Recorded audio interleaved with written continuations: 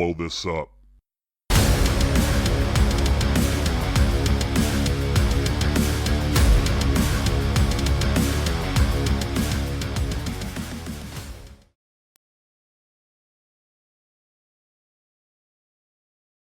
Look alive, Bomb Squad. We are back for another installment of Let's Blow This Up. I am your host, Jason Sircone, and it is another episode from the solo series here in Season 3 of Let's Blow This Up. Today, I'm going to share how you can transform your brand podcast into a content machine in 5 easy steps. Now, this is something that I've grabbed hold of very strongly here in the podcast space. I've talked about the approach of seasons and why I feel seasons are a much better way for brands, for companies, for busy professionals to leverage podcasting because they're not setting themselves up for that instant fall when they discover how much work is involved in podcasting. Now, you may have heard me talk about this on past episodes, but when I founded Bombtrack Media, the entire focus was on time. And I was looking at numbers and hearing how some of the forefathers of podcasting and the gurus were saying you have to be doing podcasting every week and you have to do multiple episodes and it's all about quantity. And then I look at numbers that say that most new podcasts don't get past their first 3 or 4 episodes. That was not computing. And I felt like something had to be done to start changing the song. You know, if we're going to listen to the same thing on repeat, we're never going to get anywhere. So one of my missions with Bombtrack Media is to help brand leaders and professionals like you understand that there are different ways to look at podcasting and different ways to leverage it. That doesn't mean that you have to get thousands of downloads and have this enormous audience, because the reality of things is that's just not how it's going to be. But that doesn't mean that your podcast can't be successful. Now, as a business owner, I also know that we need content. You as a business owner, as a business leader, you know, you're trying to touch your potential client and your current client in a number of different ways. Through your digital footprint, you're trying to get them through video, through audio, like a podcast, through your website, through blog posts, through email, through social media. The list goes on and on. One of the biggest reasons that I love podcasting is because this content is incredibly versatile. And if you really build it the right way, you can use this content to serve all of your marketing needs and really work smarter, not harder in a number of different ways. I'm going to talk about this as we go through today's conversation. I've talked about season-based podcasting, and I'm going to start shifting the way that I say this now. I'm not, as I move forward with future seasons of Let's Blow This Up, as well as how I'm talking with my clients, my focus is still, it's the same. It's just the way that I'm saying it. I'm looking at series-based podcasting now. What does that mean? I'm going to talk about this more in future episodes, and really season 4 of this show is going to be built around that, but more to come. For today, what series-based podcasting is focusing in on a very specific subject within your business and then creating content around that subject so you build a resource for your brand. This will help with discoverability. It's going to help with education. It's going to help with lead generation, with client acquisition, the things that are really important in your brand. If you're looking to grow your business, more than likely, the number one objective within that growth is not being a full-time podcaster, right? Like that probably has nothing to do with it. Yes, you want to leverage podcasting and you want to use it effectively, but being a full-time podcaster is not your mission. And I feel a lot of the advice that's out there is driven towards this thought that everyone wants to do this full-time or everyone needs to do this full-time to succeed. I disagree with that. You have so many other priorities that you need to pay attention to on your plate that trying to bring full-time podcasting into it, even if you have the help of a professional or you hire people on your team, it's still going to require a lot of time to be there every week or multiple times per week. But if you use it effectively, not only can you build it so it's focused on the most important elements of your brand, but it also will become a content machine that serves all of the other masters within your marketing efforts. You want to check out those boxes, but put time back in your pocket for the top priorities? a brand podcast can be that catalyst for you. But it's all about doing it effectively. And it's all about changing some things to make sure that you're aligned to build these series or season-based podcasts in an effective fashion. So let's talk about how you can make that transition in 5 easy steps. The first thing that you need to do is change your mindset about what defines success with your podcast. Now, this won't be easy because there are always going to be a lot of outside voices that will say that podcasting success comes from sponsorships and getting paid ad revenue and getting into the top 1%, that upper echelon that so many podcasts aspire to. That doesn't define success. I'm not saying there's anything wrong with those things. And if you do accomplish anything in that realm, that's fantastic. But just because you're not there and you're not at a point where ad revenue is going to pay you a substantial dividend, doesn't mean that you can't utilize the podcast medium to grow your business, to bring new people into your orbit, to build trust with current clients, to help educate potential clients, have something that serves as a sales mechanism to bring more people into your funnel, get them through the whole journey so they become a customer. Doesn't mean you have to be in the 1% or have all of these top level numbers. You just have to have content that's geared towards your message and then built accordingly. Don't get hung up by someone saying, well, the only way to succeed is if you're there every week because that's going to lead to more listeners, blah, blah, blah, blah. Like, there's tons of people saying that. It's a very outdated message. I look at brand podcasts as a phenomenal way to connect with your audience, and that audience could be of any size. It doesn't have to be enormous, especially if you're in a very tight niche. You can make that connection and you could be the authority in that space. Doesn't mean there has to be millions of people showing up to listen. You just need the right people to show up to listen. So your podcast is going to serve that master. But at the same time, you have now created something that's so tightly focused that you can repurpose it. And now you've got marketing assets for your entire digital footprint. We're going to elaborate on this as we go forward. But this all starts with changing your mindset and thinking about how a podcast is successful for you. Not by what Joe Schmo over here on Instagram says is a successful podcast. What is going to get your goals accomplished with your podcast? Think about that first. Next, you need to change your approach to content creation. As I said, if you're doing a weekly podcast or if you're in this beginning stage of developing how you're going to do a podcast and you're thinking that's what I should do because that's what everybody says, you need to rethink that as well. Think more about your customer, your business, your brand, and your goals. People that are intentional about finding a solution or getting guidance to get them from point A to point B. They're very intentional about what they're looking for. And if you are in that arena and you are a potential resource to help them, if they find you, they're going to want to consume content in a number of different ways. But if you're not creating content that gives them what they want, they're going to bounce and they're going to find somebody else, right? That's just nature of the beast. So you have to think about how you're developing out this content, and you need to do so in a way that respects your time and is done efficiently so you can utilize this across your entire digital footprint. As I said before, it's not just about having a podcast.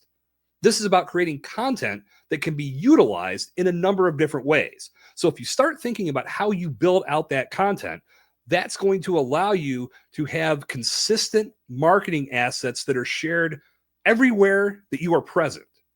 That way, when people find you through organic search, on social media, through the podcast medium, through video outlets, your message is consistent across the board. And it speaks to exactly what that target customer is looking for.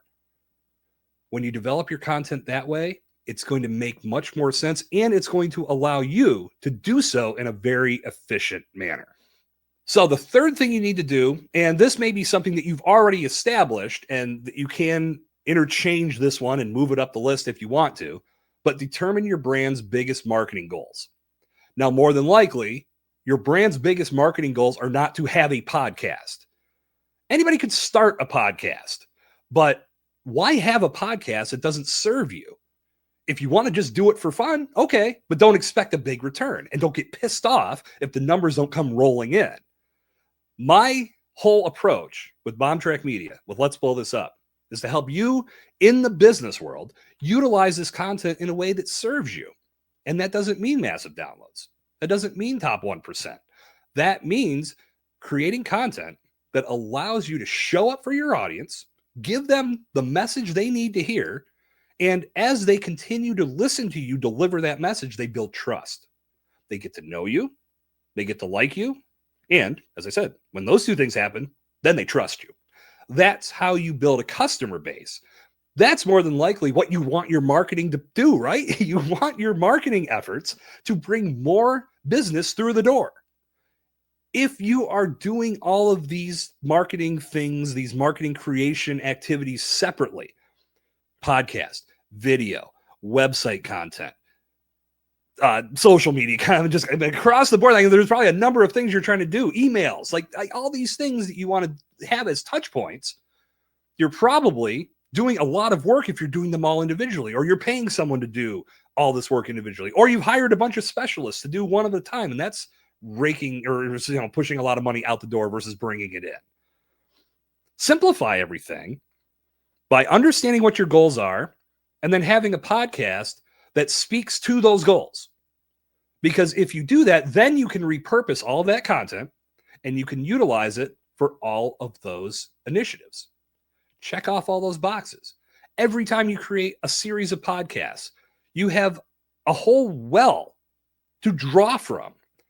And you can do that more than once, because once you take your podcast, clip it into videos, clip it into reels and shorts, take the transcript and have all of that in front of you, you can utilize tools to expand upon those words, which are your words, not something generic about like going to ChatGPT and saying, give me 10 potential ideas for an Instagram post. I'm in this business. No, you can go to ChatGPT and get very specific about your prompts and share your words and say, turn my words into this blog post, into this email, into this social media post. That's powerful. And that's using the words that you've already put into the world. So not only are you serving people on the podcast medium, but you're also hitting all those other touch points. And at the end of the day, if it's all about discovery and bringing people into your orbit, who gives a damn how they found you, right? If it's all organized and built in this fashion, they can come to you from a number of different avenues. And as long as they're coming into your orbit and now get even more exposure to the power that you're bringing them, that's a win. And that's how you utilize this content to its fullest extent. Number 4, and I feel like I've already talked about this, but this is the fourth step in this, is to build your podcast around those goals. I did say this already, so I guess I kind of jumped the gun. I apologize. But building your podcast content around your marketing goals is going to allow you to create content that people need. I'm not going to go great into long-winded explanation here because I feel like I've already done this. So your goals are the most important part of anything within your business. If you set goals and then create content that don't speak to those goals, you're going to have a major disconnect, and you're going to have to work twice as hard to get to the finish line.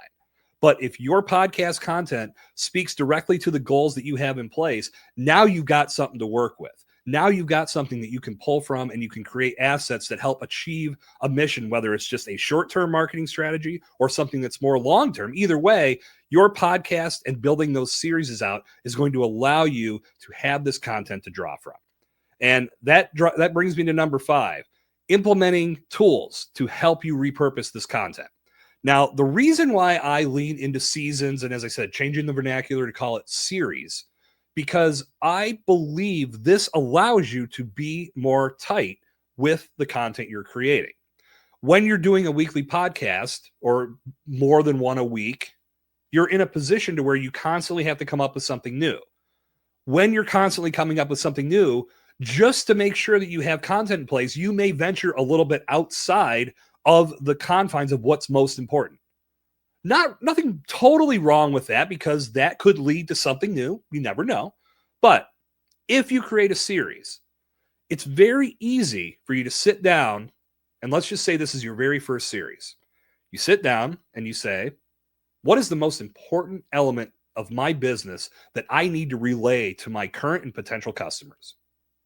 Or what are the most frequently asked questions that come my way from my customers or from potential customers? You've probably accumulated a lot of this information already. Now you just need to filter it, find the most important information to answer those questions. And now you've got a series on which you can create your podcast. Come in with series 1 about whatever the most frequently asked question is in your pod or in your business. And now your podcast content can speak to that in each episode. Maybe there's a whole season or series based around just the most frequently asked questions. As long as you can elaborate that in a way that expresses the answers people are listening or looking for when they listen, now they're getting those answers without having to ask or go even further. This serves so many masters because this gives you an opportunity to have a mechanism that sells for you, even while you're out and about, even while you're sleeping, even while you're out having a drink, whatever. You have something in place that does some of that heavy lifting for you.